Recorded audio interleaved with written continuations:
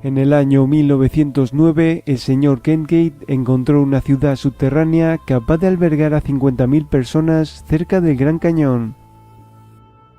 También se encontraron cuerpos momificados de origen oriental o egipcio, así como numerosos artefactos, incluyendo utensilios de cobre tan duro como el acero, según el jefe de la expedición, el profesor Jordan. Se sospecha que el Instituto Smithsonian en Washington, D.C. ha tratado de ocultar estos descubrimientos. No hubiéramos sabido de su existencia si no hubiera sido por dos artículos publicados en un periódico local, la Gaceta de Arizona, en abril de 1909. Se cuenta la historia del descubrimiento de una cueva que contenía una red subterránea de túneles sobre el río Colorado, que tenía diversos objetos antiguos, estatuas e incluso momias.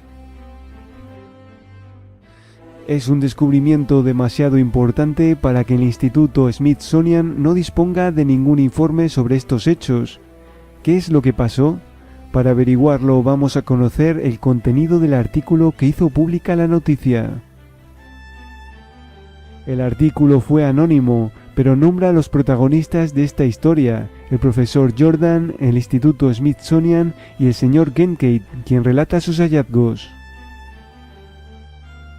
Pero esta historia está llena de incógnitas, ya que el Smithsonian declaró en una encuesta que se le hizo en el año 2000 lo siguiente: la institución Smithsonian ha recibido muchas preguntas acerca de un artículo del 5 de abril de 1909 en la Phoenix Gazette sobre el señor Kentgate y su descubrimiento de una gran ciudadela subterránea en el Gran Cañón, tallados por una antigua raza de origen oriental, posiblemente de Egipto.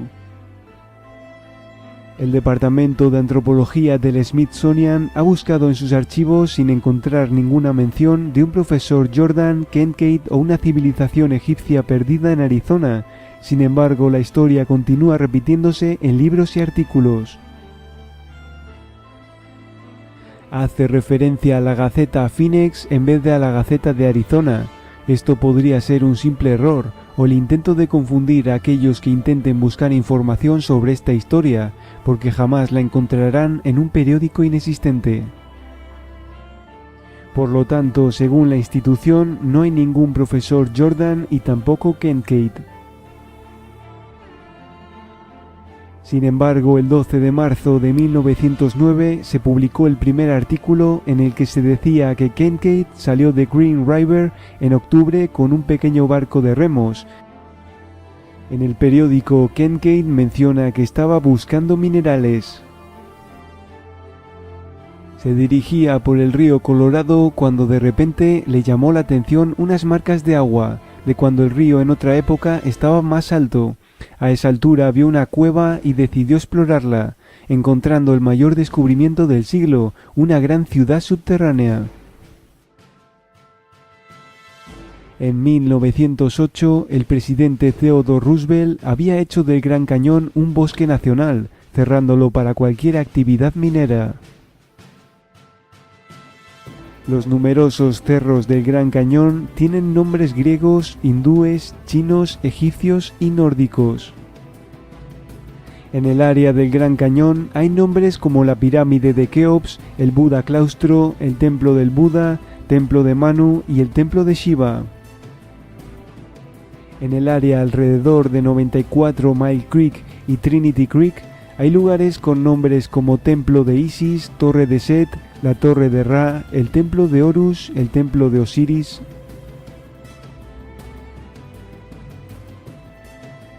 En el libro Antiguo secreto de la flor de la vida de Drumbalo Melchizedek se cuenta que dos mochileros en su camino al templo de Isis encontraron una pirámide hecha de roca. En el templo de Isis cuentan haber visto varias entradas de las cuevas a una altura de 240 metros y subieron con el propósito de entrar en una de ellas, pero la entrada había sido sellada con rocas, estaba hecha por el hombre, no era natural, y había una talla circular de 2 metros en el techo. El segundo artículo que se publicó en la Gaceta decía lo siguiente: El señor Kincaid, el explorador que encontró la gran ciudad subterránea del Gran Cañón, cerca del río Colorado, se puso bajo la dirección del profesor Jordan, perteneciente al Instituto Smithsonian. Esta institución subvencionó las investigaciones. A casi 1 kilómetro bajo tierra se encontró una cámara gigantesca de la que irradiaban decenas de túneles, como los radios de una rueda. Varios cientos de habitaciones fueron descubiertas. Se encontraron muchos objetos desconocidos por los nativos de ese lugar. Creían que tuvieron su origen en Oriente. Armas de guerra e instrumentos de cobre de bordes afilados y duros como el acero indicaban los grandes conocimientos de esta civilización. El Instituto Smithsonian aumentó el número de personas dedicadas a la investigación para hacer unos estudios exhaustivos. La cueva era prácticamente inaccesible, se encontraba en terreno del gobierno. En el artículo se contó que a varios cientos de metros por el túnel principal hasta llegar a una cripta se encontraron momias. Recogieron varios objetos que enviaron a Washington con detalles del descubrimiento. La tumba o cripta en la que se encontraron las momias era uno de los recintos más grandes. Las paredes estaban inclinadas hacia atrás en un ángulo de aproximadamente 35 grados. Encima de la cabeza de cada una había un pequeño estante, en el cual se encontraban tazas de cobre y piezas de espadas rotas. Algunas de las momias están cubiertas con barro y todas están envueltas en una tela de corteza. Las urnas de los niveles más bajos eran toscos, mientras que los de los estantes más altos eran de un diseño más fino.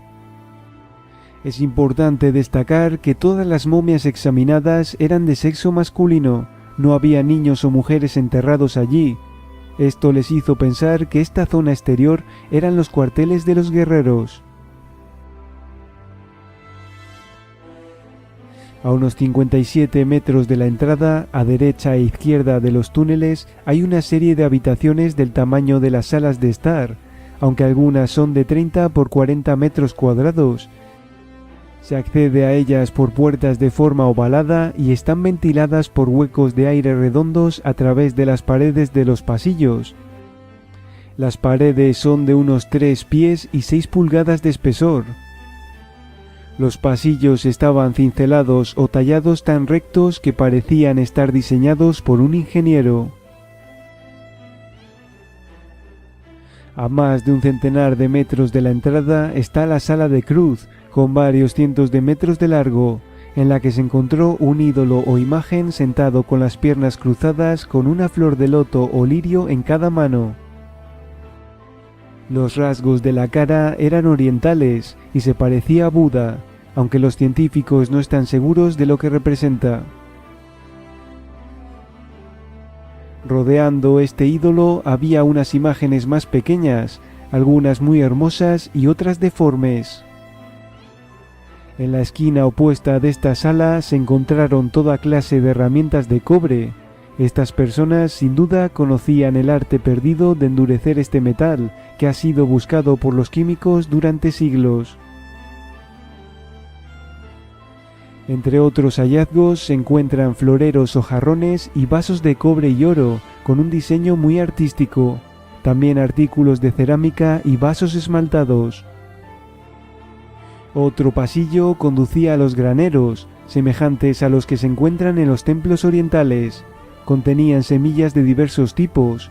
Uno de los almacenes era muy grande y no llegaron a entrar en él porque tenía 12 metros de altura y solo se podía acceder desde arriba. Esos graneros eran de formas redondeadas y los materiales con los que se construyeron eran de un cemento muy duro. 2 ganchos de cobre se hallaban en el borde, lo que indicaba que hubo en el pasado una especie de escalera. Había un metal gris en esa caverna que desconcertaba a los científicos porque desconocían su composición. Era semejante al platino. Se encontraba esparcido por el suelo y por todas partes lo que se llama ojo de gato, una piedra amarilla de poco valor, cada una esculpida con la cabeza del personaje oriental. En todas las urnas, en las paredes y en las piedras fueron encontrados misteriosos jeroglíficos. Era la clave que el Instituto Smithsonian esperaba descubrir. Similares jeroglíficos se han encontrado en el sur de Arizona. Entre los escritos pictóricos solo se encuentran dos animales, uno de ellos es de tipo prehistórico. Entre los descubrimientos no se han encontrado huesos de animales, ni pieles, ni ropa. Una de las habitaciones, de aproximadamente 40 por 700 pies, fue probablemente el comedor principal. Había utensilios de cocina. Más de 50.000 personas podrían haber vivido en las cavernas cómodamente. Tuvieron la teoría que las actuales tribus indígenas que se encontraban en Arizona son descendientes de los siervos o esclavos de los pueblos que habitaron la cueva. El artículo afirmó que no había duda que miles de años antes de la era cristiana un pueblo vivió aquí y alcanzó un alto grado de evolución. La cronología de la historia de la humanidad está llena de lagunas. El profesor Jordan estaba muy entusiasmado por los descubrimientos y creía que el hallazgo era de un valor incalculable para el conocimiento arqueológico. También encontraron una cámara sin ventilación y cuando se acercaron percibieron un olor, según ellos, a serpiente muerta que les llamó la atención. Decían que su luz no alumbraba en la oscuridad y hasta los más valientes tenían miedo. No sabían qué contenía esa cámara. Algunos decían que eran serpientes, pero Jordan creía que podía contener un gas letal o productos químicos utilizados por los antiguos. La ciudad subterránea en su conjunto les daba escalofríos y les ponía los pelos de punta. Decían que sus linternas y velas solo hacían más negra la oscuridad. Leyendo este artículo nos preguntamos si no estará equivocada la historia de América. Lo que podía haber sido el mayor descubrimiento arqueológico del siglo XX fue silenciado. Y si le preguntamos al Instituto Smithsonian acerca de este hallazgo, negarán su veracidad y dirán no saber nada del profesor Jordan o Kincaid. Existen dos posibilidades. O bien este relato es una invención o estamos ante el mayor encubrimiento de la historia. La teoría del engaño no tiene mucha consistencia. En esa época la prensa no ganaba nada inventando una historia que ni siquiera tenía continuidad y a la que no se dio demasiada publicidad. No era como la prensa sensacionalista de nuestro tiempo, que de todo saca dinero. Y al preguntar por Kincaid y Jordan, el Smithsonian dijo: «Nunca he oído hablar de ellos, pero si buscamos un poco podemos encontrar los registros que contienen sus nombres. Tras la publicación de la noticia, ambos hombres parecen desvanecerse en el aire. Esto es porque nunca existieron o porque habían visto demasiado». La teoría del encubrimiento tiene más consistencia.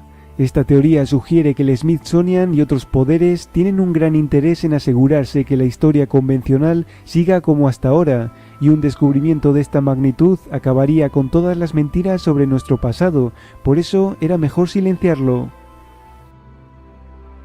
Cada vez es más evidente que en la antigüedad hubo una civilización con una tecnología muy avanzada, y los monumentos y reliquias encontrados por todo el mundo nos dejan pistas sobre nuestro pasado.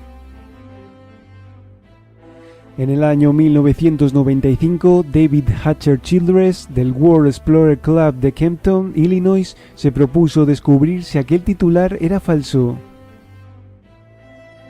Para ello se puso en contacto con el Instituto Smithsonian, el cual le respondió que nunca habían llevado a cabo ninguna excavación ni sabían nada ni de Kincaid ni de Jordan. Continuó investigando ayudado por Carl Hutt. Ambos descubrieron que en 1910 el Smithsonian Scientific Series, la revista de divulgación científica de la institución, mencionaba expresamente al profesor Jordan en la página 239. También encontraron un mapa con diversos enclaves de la zona septentrional del Gran Cañón que aparecían señalados con nombres egipcios. Al preguntar a un arqueólogo del estado acerca de esa nomenclatura, este les respondió simplemente que los primeros investigadores habían bautizado aquellos lugares con nombres egipcios porque les gustaban. Este también les dijo que la zona estaba cerrada por el peligro que entrañaban sus cuevas, de tal manera que nadie podía acceder a aquella zona. Esta institución cada vez es más famosa por ocultar algunos descubrimientos. El caso del Gran Cañón no es el único. El señor Childress denuncia que un conocido historiador estadounidense, cuyo nombre pidió permanecer en el anonimato, conoció a un investigador del Smithsonian que investigó la llegada a América de pueblos anteriores a Colón, y esto le supuso ser expulsado de la institución.